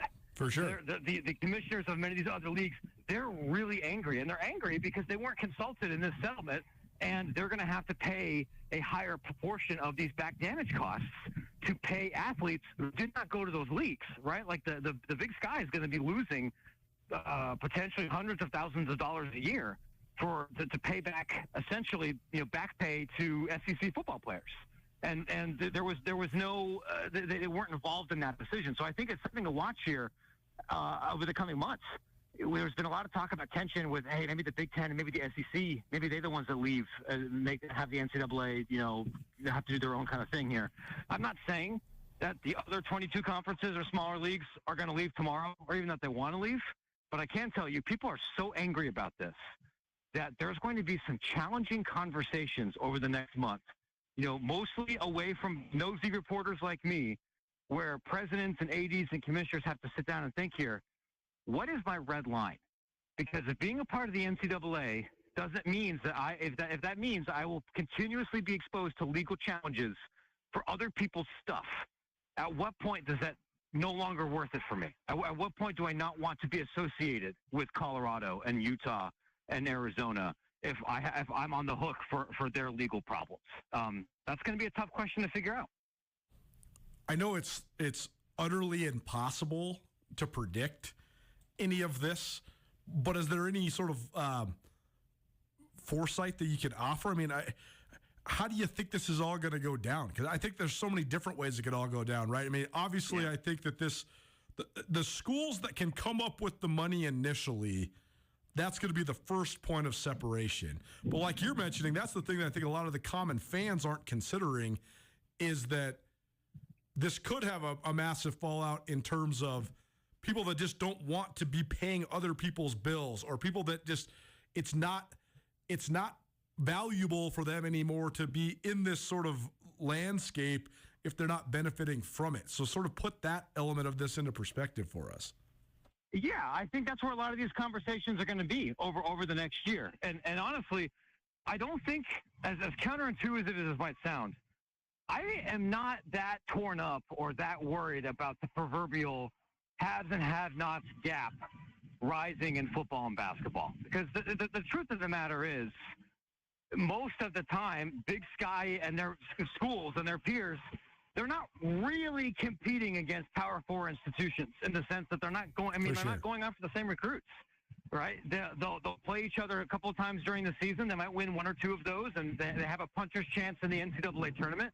But the kind of talent that Utah's going after, with some exceptions, is generally not the same talent that Montana State's going after in football and men's and women's basketball, where I think that where there's a potential for that gap to really grow uncomfortably in the near future is in some of these other sports. And here I must plead ignorance about either Montana institution, but as an example, right, there are many schools in the Big West that compete nationally in baseball, that have won national championships, that host regionals, that expect to compete for the College World Series. UC Santa Barbara, Long Beach, Fullerton, these kind of programs. In a world where the SEC can potentially offer 28 to 30 baseball scholarships, right, and triple, the administrative spend for some of these here, then there will be a difficult question about, can we compete? Can we meet them halfway? Can we? Does it make sense for us to try to compete on those same grounds here, or do we retrench and try to do something else? I think this will come up in hockey. This will come up in volleyball. This will come up in women's soccer, men's soccer, and because those are places where in many other sports there can still be competition. You can be in the WCC and compete for national championships in other Olympic sports. You can do this in Conference USA bowling. You can do this in some other sports here.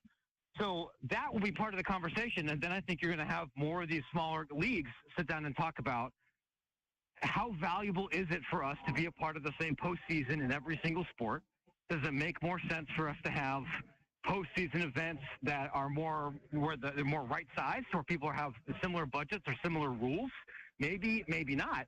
But I wouldn't assume that's going to be the case. And you're going to have similar conversations at the SEC and the Big Ten level, because they care very deeply about championship access. The baseball, it's funny.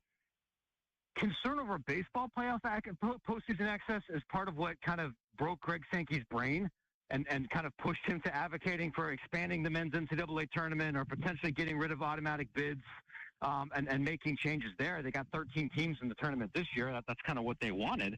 I think that is a good case study for what the future of many of these sports could look like. Matt Brown, Extra Points newsletter, joining us here on Nuanez Now. Man, it's so interesting, too, to think about, because, again, there's so much uncertainty here. And if what you're saying is so accurate, where if the schools with all the money, the super haves in this haves and have-nots world can offer, they can double or even triple the amount of baseball scholarships they're offering, then how much will that impact all the other leagues? That's fascinating to think about.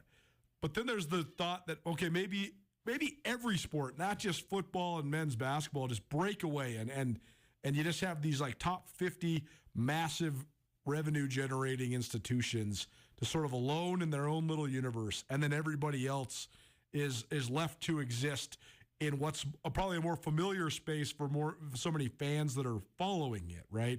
So is there a detriment to that, right? I mean, if you're, because most of the people that love college sports are loving the WAC and the Sun Belt and the Big Sky and, sure, there's so many people that also love the Big Ten and the SEC, and there's a lot of crossover there.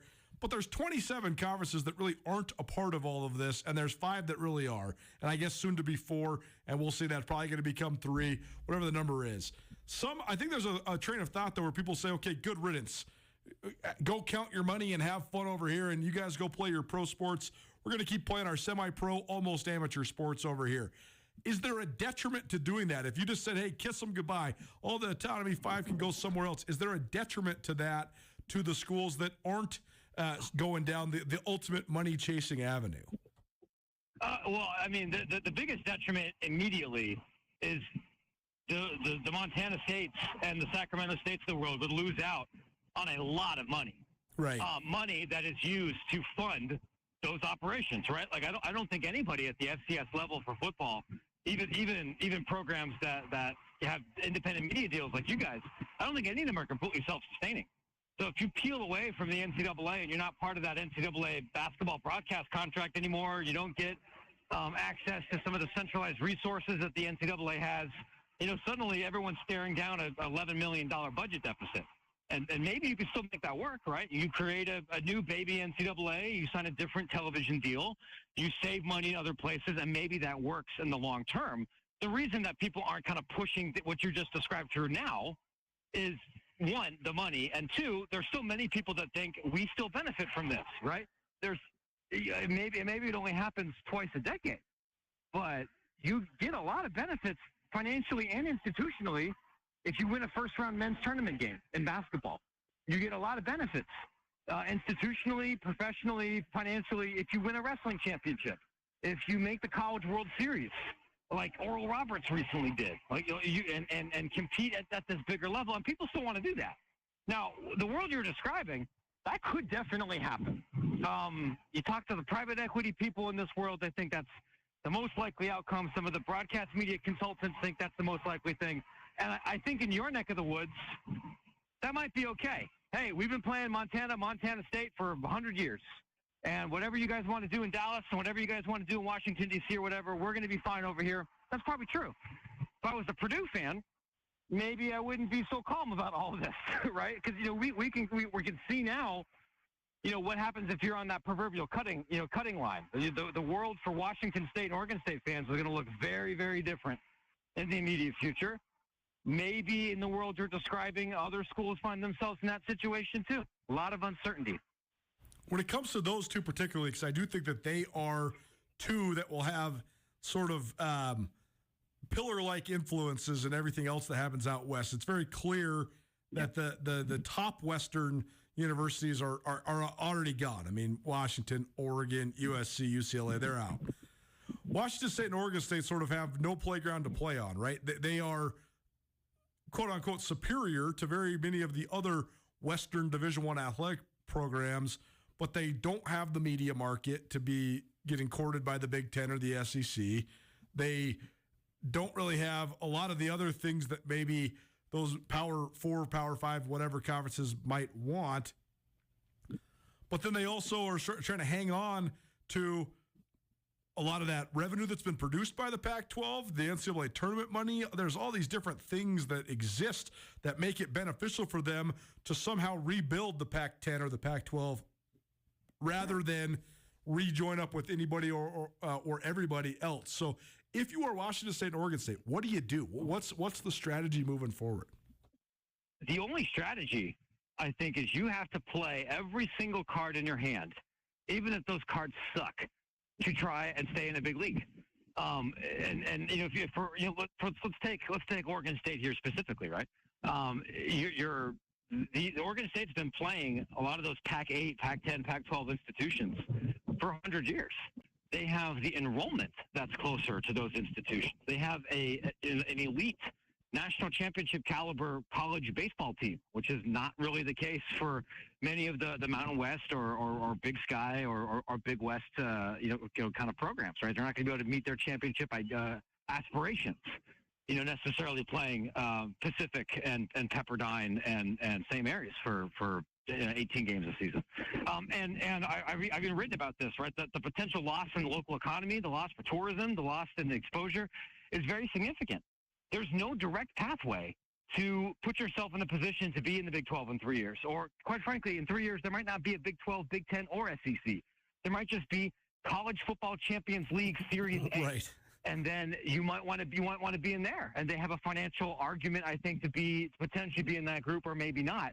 All you can do is win as much as you can, sell as many tickets as you can, build as much alternative revenue as you can, and stand on your head and do everything to make the national world look at you.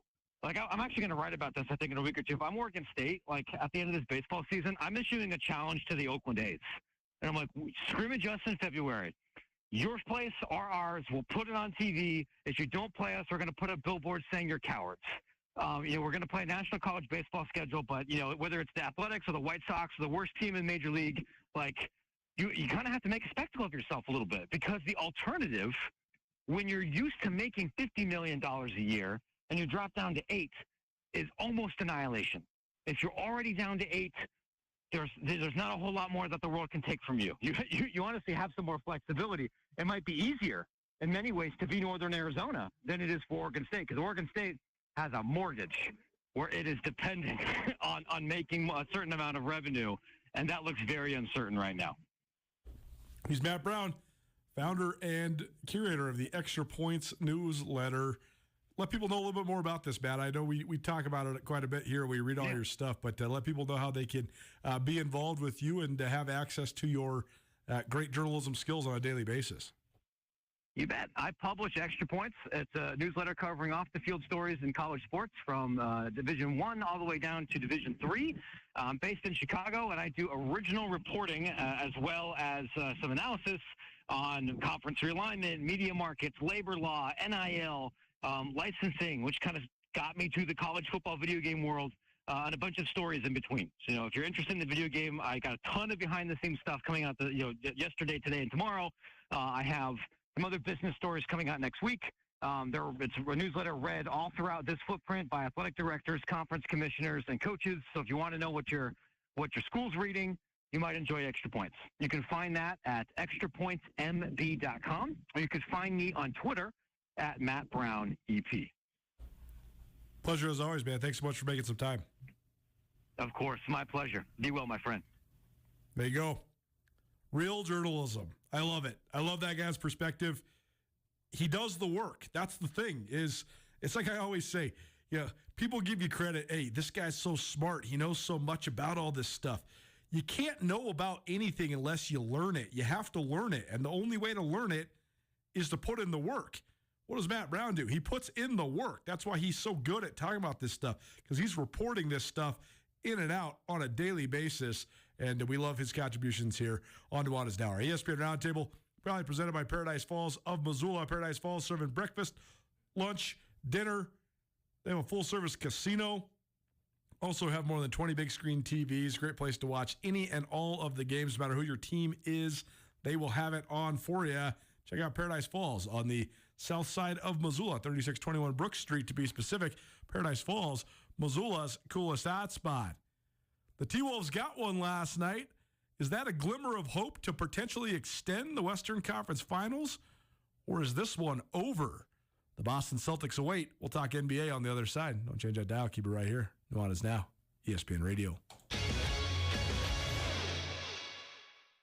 Hi, it's Dr. Tim McHugh from the Montana Imaging Center. You asked for it, and now I'm excited to announce that we are offering CT scans in our office. When you need a CT scan, there's no time to waste. We offer same-day and next-day appointments. Our CT scan is half the price and has the quickest turnaround on our reports. Plus, you don't have to deal with hospital parking and the hassle to get it. We have the only non-hospital-owned CT scan in the state. You have a choice when it comes to CT scans. If you need a CT scan, give us a call, and we can easily transfer that order to the Montana Imaging Center. We can make the switch for you. Visit montanaimagingcenter.com for more information.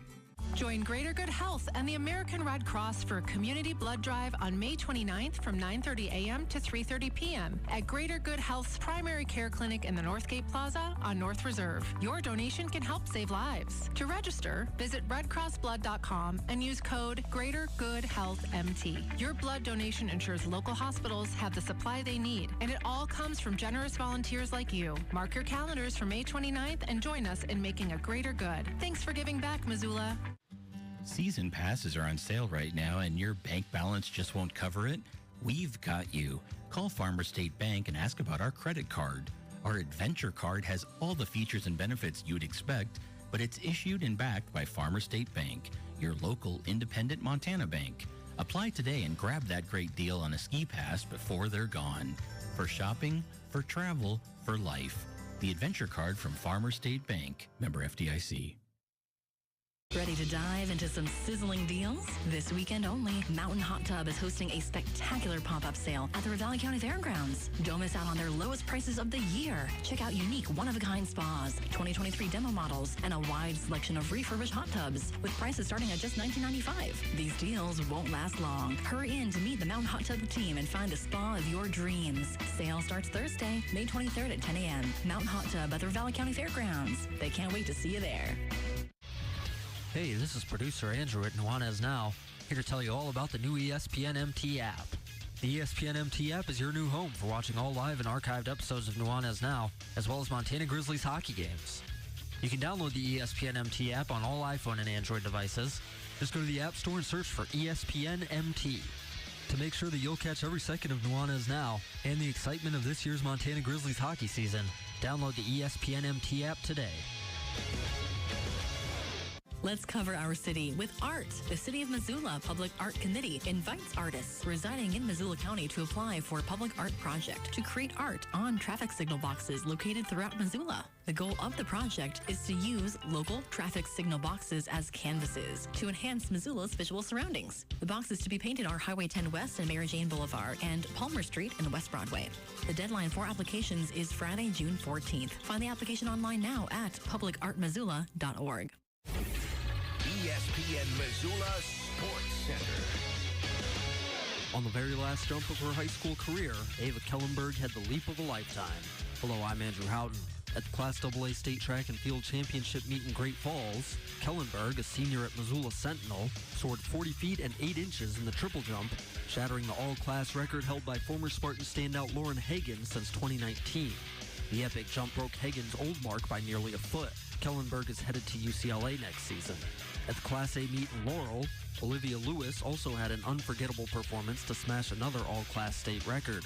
The Corvallis senior dynamo ran 41.86 seconds in the 300-meter hurdles to obliterate the former all-class record, which has been held since 2013 by former Missoula Sentinel and Washington State standout Liz Harper. Lewis's effort helped the Corvallis girls cruise to their second straight title, and Lewis, who is headed to Montana State next year, won gold medals in the 100 hurdles and the 400 meters as well. The Corvallis boys also took home the Class A state title over the weekend. Wyatt Miles shattered the Class A state record in the shot put, heaving the weight 60 feet, 9.5 inches to help the Blue Devils edge Whitefish by 1.8 points. The Jefferson County boys won the Class B state title for the 4th year in a row. Dalton Noble, who will play football at Montana State next year, led the way by winning the shot put and placing 3rd in the discus. This ESPN Missoula Sports Center is presented by Selway Armory. This is Nuanez Now on 102.9 ESPN Radio Missoula.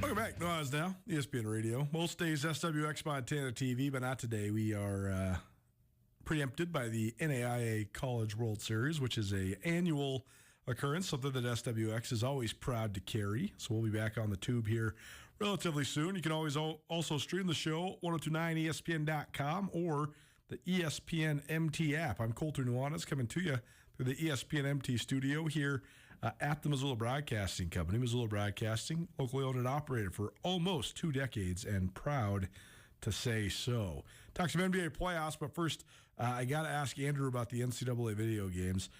Houghton back behind the glass. So, Andrew, I'll move to the other side so I can actually see you while you answer this. But if you get the new NCAA game, who are you starting your dynasty with and why? It's a good question. I thought a lot about it. Kennesaw State is a great one. I know Matt Brown mentioned that one, but a team that's relatively new to FBS. Great stadium. I've been to Kennesaw State Stadium many times when I was living down near Atlanta. They ran the fun triple option deal in FCS. I don't know what they're looking like right now. I'm going to probably do something a little bit easier than that for my first one. I would love to do one with Maryland. That's an interesting one for sure, because Maryland is a huge university in a great area, but also you're talking about taking on the task of building up like the 12th best Big Ten school in the. How many schools are even in the Big Ten now? 14, 16? 16, yeah, something like that. 20, I don't even know anymore. But yeah, I mean, who's Maryland's football program definitively better than right now in the Big Ten? Rutgers. Yeah. Nebraska is like a coin flip, probably. Yeah, it's really difficult to say, and that's been the case for years and years and years. And like you said, a program that's in a fantastic area for recruiting, a program that's near and dear to my heart, really close to where I live, and just always I might have mentioned this about their men's basketball program. I guess their women's basketball program is fantastic.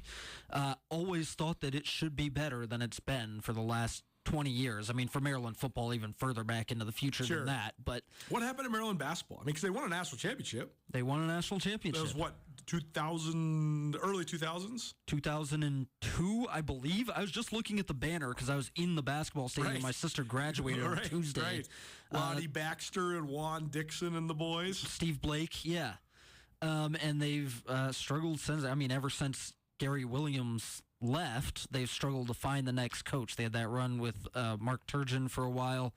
They've really struggled to turn the great recruits that they've been able to get, that they have access to in that area, into any sort of success. So I think Maryland would be a great one for a college football dynasty. You're not exactly starting on hard mode because you're not being Akron or New Mexico State or somebody. You're going to have decent players, but also there's a long way to the top from where they're at. No doubt. I think I would go with, this is interesting. It's funny because, I used to always just be Penn State, which is, at that exact moment like in the mid 2000s when I was putting in the most hours on this, Penn State was just fine, right? They were not Ohio State or Michigan or even Michigan State at that moment, or even Iowa, but they also weren't, bottom of the barrel. I also used to love doing it with Wyoming. Wyoming's fun because Wyoming would be a fantastic one. Wyoming's really good because they have a fun home field advantage and stuff. You have like the little recruiting corridor with the Denver being close, but then it's also you had all these deal breakers. Fresno State was always a fun one too because you could get all the Cali talent, throw the ball around a little bit. A lot of people around here used to be Idaho. That's not happening anymore. Nope, not this year at least. So Vandals die a hard death in that one, but it'll be fun to see. It'll be fun to see when the NCAA game comes back out. What's what we're going to do? We're going to take a break, and we'll come back and we'll talk some NBA playoffs. Celtics already into the finals. The Western Conference Finals was extended last night because Minnesota finally decided to win a game. Do they have a couple more wins in them? We shall discuss next. Keep it right here. Nuanez Now, ESPN Radio. The Missoula Community Foundation would like to thank everyone who participated in Missoula and Bitterroot Gives, our annual Community Giving Day. Together, we supported over 200 local nonprofits that help to make our community a great place to live, work, and play. Thanks to the support of more than 4,000 donors, our community supported over 200 local nonprofits, raising over $1.3 million. If you missed Missoula Gives on May 2nd and 3rd, there is still time to contribute and take part. Learn more and give at missoulagives.org. It's time for the Montana Club Comfort Food and Game Day Drink Specials. Every Saturday and Sunday, the club's Grizzarita Huckleberry Margarita, Caesars, and Bloody Marys are only $8.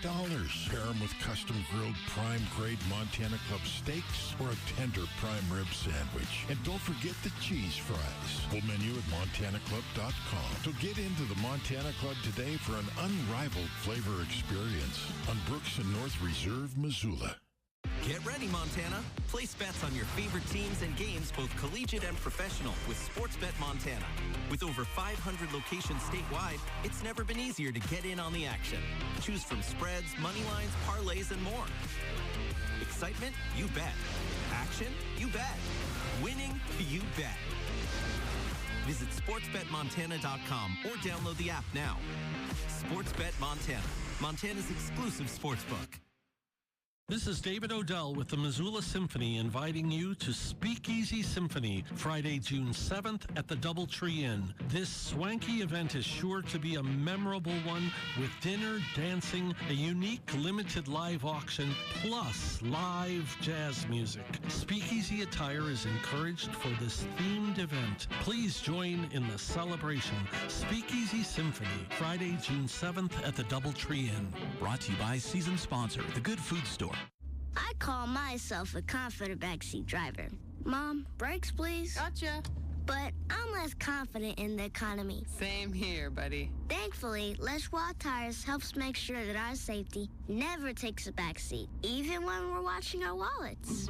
Roll into summer. Save up to $200 instantly on a wide selection of tires and wheels. Les Schwab Tires. Limited time offer. Terms and conditions apply. Details at leschwab.com/sale. If you don't have a high school diploma, life gets tough. Montana Youth Challenge Academy can help. We offer youth at risk of dropout the chance to turn their lives around through our intensive training program. Since 1999, thousands of young people have accepted the challenge to build positive futures. If you or a young person in your life is ready to accept the challenge, visit mycacademy.org. Brought to you by Montana Youth Challenge Academy, the Montana Broadcasters Association, and this station. 1, 2, 3. Nuanez now on ESPN Radio.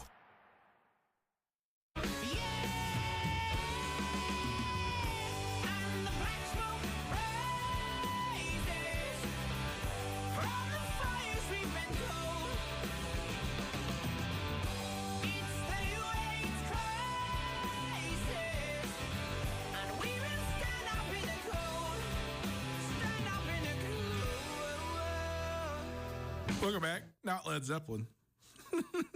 I say that every time. A little Greta Van Fleet for you. Hope you had a great start to your week at least. Still coming off the high of the Memorial Day weekend. It was just so epic to have a 75 and sunny day. It's crazy because I don't do well in the heat, but when it's just a little bit warm, man, I'm doing great. A little worried because I'm going to Vegas this weekend. We'll have a full week of shows here, but no show next Monday, as I'll be making my way back from Sin City, me and the family going down there. And I'm a little worried. It's supposed to be between 97 and 100. The good news is there's no better place with air conditioning in the whole world than Las Vegas, Nevada. The bad news is that sometimes when you're mobbing around the Strip, you can't necessarily be inside all the time. So my wife was like, what are you going to pack? What are you going to wear? You're just going to go shirtless on the Strip? I was like, you could get away with it. I don't know if I'm going to. I don't know if I'm going to try. But either way, no show Monday. But hopefully you're having a great start to your week. Miss anything in this show, you can always find it in Nuanez Now podcast. Probably presented by the M Store, where they're all Grizz all the time. The MSU Bookstore. Visit msubookstore.org. And Schulte Law Firm, jschultelaw.com. The NBA playoffs rolling on. They were so exciting with so many great series, and then the conference finals have been a little bit of a dud. The Celtics swept the Pacers with very little trouble. Game one was great, but then the Pacers let it slip away. And if they win that one, maybe it changes the complexion of the series, but they don't. So then the Celtics get themselves a nice little sweep. And Celtics were probably happy that Minnesota won last night in Dallas, because that means that series is elongated and it's more rest for the Celtics. So the Mavs got off to an unpredictable 3-0 lead. The games were really close, though, especially games 1 and 2. The Mavs just did a better job of finishing. And last night, the T-Wolves finally, their two superstars, Anthony Edwards and Karl Anthony Towns, played well simultaneously. That's what you got to have this time of year. So the T-Wolves get one. And the fact that it was in Dallas, I think, is a big confidence boost. Now we go back to Minnesota.